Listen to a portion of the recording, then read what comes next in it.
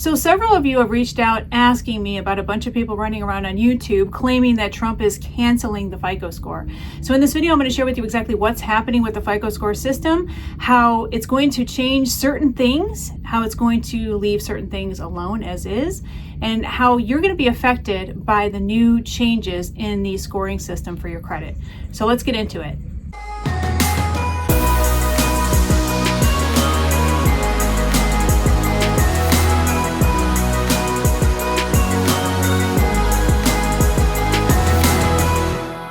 So I'm not going to mention any specific names of who's running around making mention of Trump canceling the FICO score, but I want you to know of one scoring system for your credit that's coming up. In fact, it's going to start taking effect in the end of 2025 and really going hardcore in 2026 and beyond. It's called the VantageScore 4.0. So the VantageScore is a little bit different than the FICO score, where you can actually add other types of payments, including rent payments, including cell phone payments, and other payments that typically don't count on your personal FICO credit score through Experian, Equifax, and TransUnion. So for those of you that have what's called a thin credit profile, meaning that you don't have a lot of credit history, you're new to the credit game, maybe you're really young and you just started getting credit, and so you have something called a thin FICO score or a thin credit rating. So the VantageScore will actually help you be able to purchase a home. Now, to be clear, it's for now, home purchases. So that's what the VantageScore 4.0 is about. It's for purchasing a home. And so how it works is it's through Fannie Mae, Freddie Mac. So if you're not familiar, Fannie Mae, Freddie Mac, or Fannie Freddie is what I'm going to call it from this point forward. That is a government-backed entity that essentially ends up buying up loans from banks or lenders who handle mortgages across the country, and provided that it's less than a certain amount. Like, for example, if it's a jumbo loan, meaning that it's over, say, roughly about $766,000, which is what we call a jumbo loan, and that's the loan size. So, for example, if you go out and buy a $766,000 house, obviously you're going to put your down payment down, so that's going to lessen the amount of what we call the loan size. But that's what it is for most of the states. California, DC, and I believe New York has a larger allocation of the jumbo loan. So you can get a loan size of up to, I believe it is around $1.15 million. And then anything that exceeds that loan size is not going to be Fannie Freddie friendly, okay? And so the reason you want your loan to be Fannie Freddie friendly or below that jumbo loan size is that lenders will give you an easier time in getting you qualified. So for example, if you walk into, say, Rocket Mortgage and decide to get yourself a new loan for a new house, what ends up happening is that, say your house is going to be $500,000 as your loan size. That doesn't include your down payment of 20% and so forth. So say your loan size is $500,000. Typically what happens about 30 to 60 days after you close escrow, Rocket Mortgage will turn around and sell that to Fannie Freddie. So then that way they could free up that $500,000 and lend it to someone else. And so they'll get a fee, a servicing fee, so you'll still pay your mortgage payments to Rocket Mortgage. However, it's actually been long sold. So then that way Rocket Mortgage can now turn around and they can lend that $500,000 out to someone else, and they can continue making money on that money.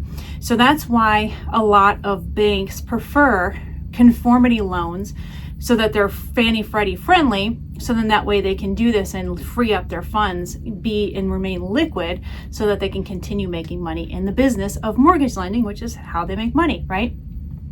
And so Vantage scores allow people who have thin credit profiles to be able to now qualify, and you can qualify for a really low Vantage score, about, I think it's roughly 640 to 660. And normally if you're trying to qualify for a regular home under the FICO scoring standard, you're going to have to be well over 700, 720, 740 to be able to qualify and get a decent interest rate on purchasing a new home. And so that's why the government is starting to push the VantageScore. However, the VantageScore came into play in October, I believe it was October, late 2022. That was during the Biden administration, not the Trump administration. So it really has nothing to do with Trump in particular. It's just finally starting to kick in as they worked all the bugs and details out of the VantageScore system. So it's going to make home qualification a lot easier running up into 2026. So for those of you that have been wanting to qualify for a home, but maybe you just don't have enough credit or your credit score is just not high enough, the VantageScore will allow you to qualify. Thank God, right? Because we all want to own a home. I personally believe, and I know some people don't, but I personally do believe that owning a home is absolutely critical. Case in point, I bought my home in California. It was in June of 2012, I believe it was. And so between June 2012 to fast forward to June 2023, it actually more than doubled as far as the appraised value. Okay. Now you're probably thinking, well, Monica, that's California. That's going to happen, right? Well, you're right. But you get to kind of bank your money. So essentially what you're doing is when you're paying your mortgage, think of it in terms of paying into a savings account or putting that money into a piggy bank that's going to pay off later. That's how I look at owning a home. And that's why I think it's important for you to start thinking about owning a home if you don't have one. The other thing is that when I was living in California, I've since moved, but when I was living in California, my mortgage, which seemed really high when I bought the house, it was around $2,400 per month. Now that didn't include roughly about $900 a month in taxes. Yes, $900 a month in taxes in Los Angeles County where I was. The HOA wasn't too bad though. The HOA was pretty cheap. It was like $25 a month. But yeah, the taxes were high. Okay, it's California, right? So I was paying about $3,300 a month between property taxes and my mortgage, not including my insurance, of course, which again seemed really high in June 2012 when I bought the house. Fast forward to when I sold it in 2023 and paying $3,300 a month for a $3,000 two-story multi-million-dollar property at that point was a pretty good deal. So you have to think in terms of like, where are you going to be? Obviously, you're still going to be alive. Many of you are still going to be alive in 10, 15, 20 years from now. And do you want to really be paying more and more and more and more and more in rent every single month as time goes on? Because rent is still going to continue going higher, but your mortgage is not, provided that you have, a fixed mortgage. I don't recommend interest only. I don't recommend that you get an ARM or adjustable ARMs. Those are not as popular anymore after the crash of 2008.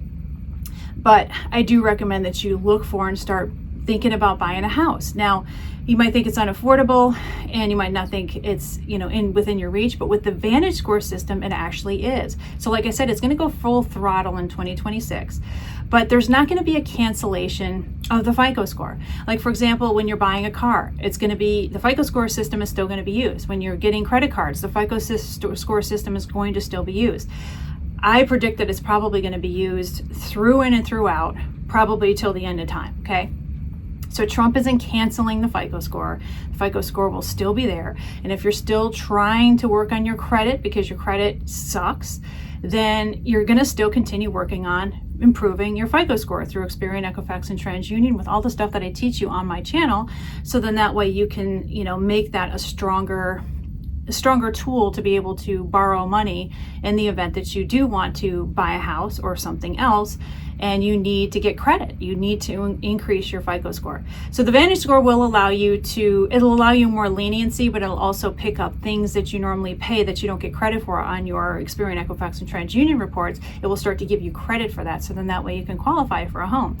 And like I said, it might seem unaffordable, but I think you should start thinking about maybe purchasing a home because there are some 0% down options. There are some 5% down options, first-time home buyer options. There are a bunch of options. And then new home builders are also offering options as well, like super low, no down payment options, because many of these new home builders are starting to struggle right now. So they're trying to offer incentives and opportunities for people to get into homes when normally it would have been prohibitive for them to get into a home. So that's what the VantageScore system is. That's what it's about. It's not replacing the FICO score. The FICO score is not being canceled. In fact, if anything, more than likely the FICO score is going to be even more strict because banks are starting to get more strict on who they're lending money to. A lot of banks are tightening up. I've noticed it. I started noticing it probably about 2 years ago when banks like Capital One and Bank of America started to seemingly change some of their lending requirements, making it a little more strict, because I think many of them are looking at the numbers and anticipating that we're going into a credit bubble, which basically means too many people borrowed too much money, and people are starting to show that they're getting in arrears with their payments, and there's a massive amount of charge-offs. Everything has increased by percentage as far as the amount of charge-offs. Even bankruptcies have increased by a ridiculous sum of people that have decided to file for bankruptcy in 2025. And it's just going to get worse. People are living on credit cards now. People are living on credit because of the cost of living. So please note that the Vantage score is not replacing the FICO score, and your order of business is to mainly focus on the FICO score, because the FICO score is always going to trump the Vantage score, in my personal opinion. So Trump's not canceling anything. It's not going anywhere.